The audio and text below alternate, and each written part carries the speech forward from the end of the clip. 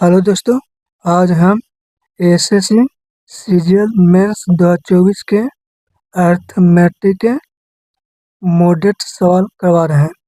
सवाल पहला देखिए। पहला सवाल एसएससी सीजीएल मेंस 2024 का पूछा हुआ सवाल है। इस सवाल को ध्यान से पढ़िए क्या कह रहा है। एक आदमी 680 रुपये में एक मोबाइल फोन बेचता है और कुछ हानि उठाता है। यदि उसने इसे 1070 रुपये में बेचा होता तो उसका लाभ पूर्व की हानि का दुगना होता। तो मोबाइल फोन का लागत मूल्य ज्ञात कीजिए। क्या सवाल कह रहा कि एक आदमी जब एक मोबाइल फोन को 680 रुपये में बेचता है तो उसको हानि होता है, लेकिन जब वह उसी मोबाइल फोन को 1070 रुपये में बेचता है तो उसको लाभ होता है, जो पूर्व हानि का दुगना है। ये सवाल कह रहा है। सवाल क्या कह रहा है कि एक आदमी जब एक मोबाइल फोन को 680 रुपये में बेचता है तो उसको हानि होता है, लेकिन जब वह उसी मोबाइल को 1070 रुपये में बेचता है तो उसको लाभ होता है, जो पहले के हानि का दुगना है। तो सवाल पूछ रहा है कि मोबाइल का कॉस्ट प्राइस क्या होगा। तो मैंने माना कि मोबाइल का कॉस्ट प्राइस सीपी है। माना कि मोबाइल का कॉस्ट प्राइस क्या है, सीपी है। ठीक। अब इसको हम 680 रुपये में जब बेचते हैं, 680 रुपये में जब बेचते हैं तो हानि होता है, लेकिन जब इसी मोबाइल को 1070 रुपये में जब बेचा जाता है, 1070 रुपये में बेचा जाता है तो लाभ होता है, जो पहले के हानि का दुगना है। तो मान लो पहले का हानि अगर 1 होता है तो आज उसको 2 का लाभ हो रहा है। ये सवाल कर रहा है। सवाल क्या हुआ कि 680 रुपये जब वो बेचता है तो उसको हानि होता है, लेकिन जब वो 1070 रुपये में बेचता है तो उसको लाभ होता है, जो पहले के हानि का दुगना है। सवाल कर रहा है। तो यहाँ पर देखिए कि रुपया में कितना डिफरेंस है। 1070 रुपये में बेचता था, अब 680 रुपये में कितना का डिफरेंस आ गया। तो 1000 में से 600 घटावेंगे तो कितना 400, और 70 में से 80 करना तो -10, 400 में से -10 करना तो 390 का डिफरेंस आ गया कि नहीं। रुपया में कितना डिफरेंस आ गया, 390 रुपये का। यहाँ पर डिफरेंस कितना हुआ, 1 का हानि हो रहा और 2 का लाभ कमा रहा है। कितना गैप आ गया, 3 यूनिट। 3 यूनिट का गैप आ गया कि नहीं। यही 3 यूनिट का मान कितना दिया हुआ, 390 रुपये दिया है कि नहीं। कितना गुना है, 130 गुना, 130 गुना है कि नहीं। अब यहाँ से हम लाभ और हानि कुछ भी निकाल सकते हैं। जैसे 1 यूनिट का मान निकालेंगे तो हानि, 2 यूनिट का मान निकालेंगे तो लाभ। तो यहाँ से लाभ हानि को निकाल दीजिए। जैसे 1 यूनिट का मान निकालना चाहते हैं तो 1 यूनिट का मान कितना होगा, 130 रुपया। 1 यूनिट मतलब हानि हो गया, 130 का हानि हो गया। मतलब कोई बंदा अगर 680 रुपया में मोबाइल बेचता है तो उसको 130 रुपया का हानि होता है, तो उसका कॉस्ट प्राइस कितना होगा। तो दोनों को हम जोड़ देते हैं, कितना हो गया 810 रुपया। उसका मोबाइल का क्या होगा, कॉस्ट प्राइस होगा कि नहीं। और यही सवाल पूछ रहा था, 810 रुपया। ये आंसर हो गया।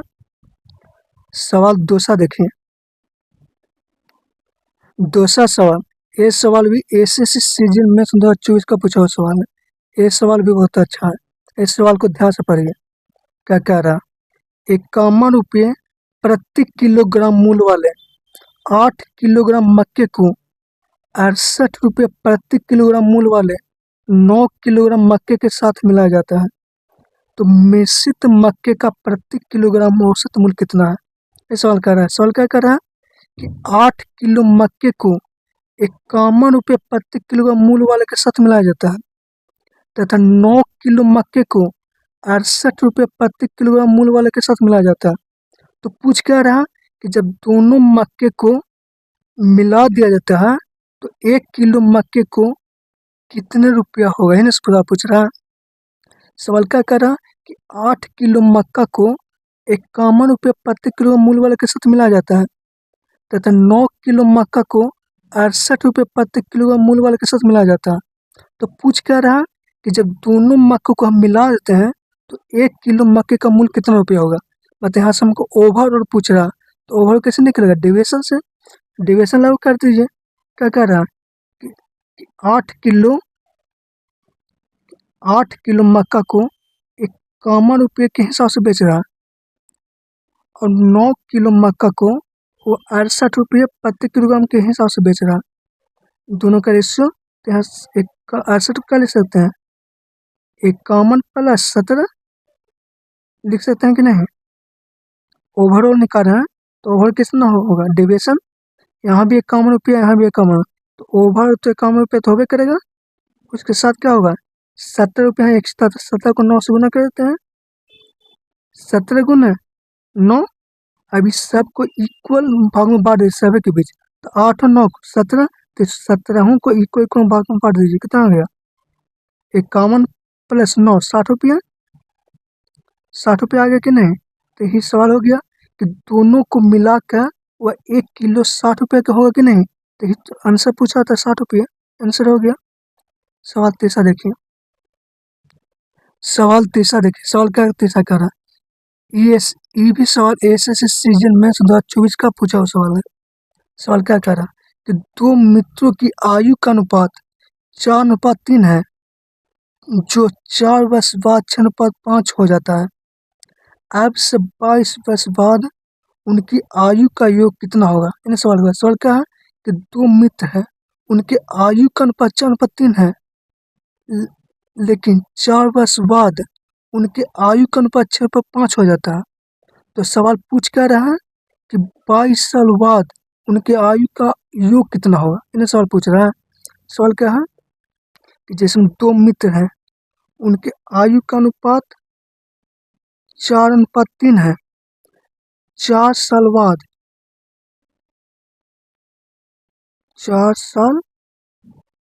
बाद उनके आयु का अनुपात 6:5 हो जाता है। इन्हें सवाल पूछ रहा है।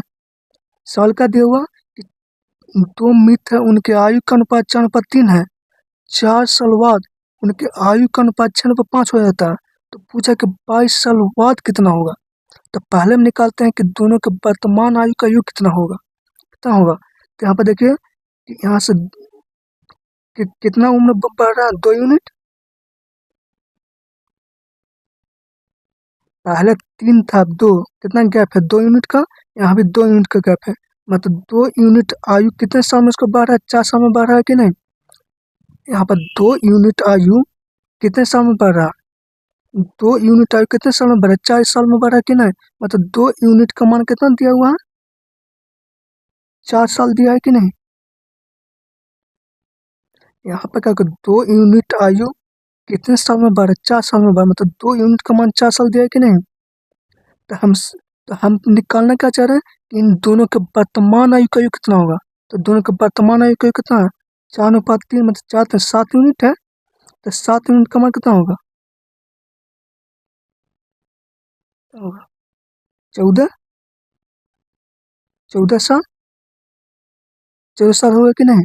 मतलब 7 यूनिट का मान 14 साल, मतलब दोनों के वर्तमान आयु का योग 14 साल है।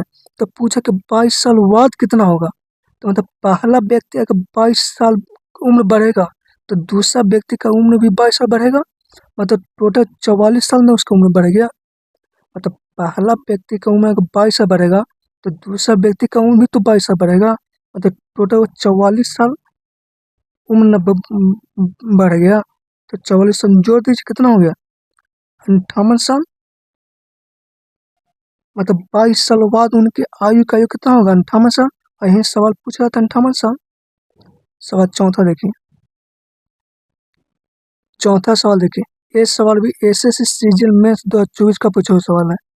ये सवाल क्या कह रहा है, स्वीटी और सुमन की वर्तमान आयु का अनुपात 4:5 है। 6 वर्ष पूर्व उनकी आयु का अनुपात 2:3 था। तो स्वीटी की वर्तमान आयु क्या है, इन्हें सवाल पूछ रहा है। सवाल क्या है स्वीटी और सुमन के वर्तमान आयु का अनुपात कितना है? 4:5 है। 6 साल पहले, 6 साल पहले कितना है? 6 साल पहले उनके आयु का अनुपात कितना था? 2:3 था। ये सवाल है। तो पूछा कि स्वीटी का वर्तमान आयु कितना हो, ये सवाल है। ये तो यहाँ कितने का गैप है? 2 यूनिट का गैप है कि नहीं? 2 यूनिट का गैप है, मतलब 2 यूनिट आयु कितने साल में कम रहा है? 6 साल में कम रहा है कि नहीं? 2 यूनिट आयु कितने साल में कम रहा है? 6 साल में। मतलब 2 यूनिट का मान कितना दिया हुआ? 6 साल दिया हो कि नहीं? 2 यूनिट का मान यहाँ पर 2 यूनिट आयु कितने साल में कम रहा है? 6 साल में कम रहा है। मतलब 2 यूनिट का मान 6 साल दिया हुआ। तो सवाल पूछा स्वीटी का, स्वीटी मतलब 4 यूनिट का मान पूछ रहा। तो 4 यूनिट का मान कितना होगा? 12 साल। कितना गुना? 3 गुना है ना, तो ये भी 3 गुना होगा कि नहीं? चलते 12 साल, और यही पूछ रहा था 12 साल, आंसर हो गया कि नहीं? सवाल पाँचवा देखिए। सवाल पाँचवा देखिए। ये सवाल भी एसएससी सीजन मैथ्स 2024 का पूछा हुआ सवाल है। इस सवाल को ध्यान से पढ़े, क्या कह रहा है। 2200 मीटर लंबे वृत्ताकार ट्रैक पर सरिता और कविता ने अपनी साइकिलें एक ही बिंदु से लेकिन विपरीत दिशा में क्रमशः 20 किलोमीटर पर घंटा और 16 किलोमीटर पर घंटा की चाल से चलाई। वे कितने समय बाद पहली बार पुनः मिलेंगे? ये सवाल पूछ रहा है। सवाल क्या है कि एक सर्कुलर ट्रैक है जिस पर एक ही बिंदु से दोनों अपोजिट डायरेक्शन में दौड़ता है, तो वे दोनों एक दूसरे को कितने बजे मिलेंगे? ये सवाल पूछ रहा है। तो कितने बजे मिलेंगे? डिस्टेंस बटे रिलेटिव स्पीड। डिस्टेंस कितना है? 2200 मीटर है डिस्टेंस, बट रिलेटिव स्पीड कितना होगा? दोनों अपोजिट डायरेक्शन में चल रहा, तो रिलेटिव स्पीड कितना जुट जाएगा? 20 और 16 36। किलोमीटर पर घंटा में, तो इसको मीटर पर सेकंड बदल दें तो 5/18। 18 दूनी के 36 और 10, 220 सेकंड। 220 सेकंड के बाद एक दूसरे से मिलेंगे कि नहीं? 220 सेकंड मतलब क्या हुआ? 180 सेकंड प्लस 40, 180 सेकंड मतलब क्या हुआ? 3 मिनट और 40 सेकंड। और यही तो सवाल पूछ रहा था, 3 मिनट 40 सेकंड। जय हिंद दोस्तों।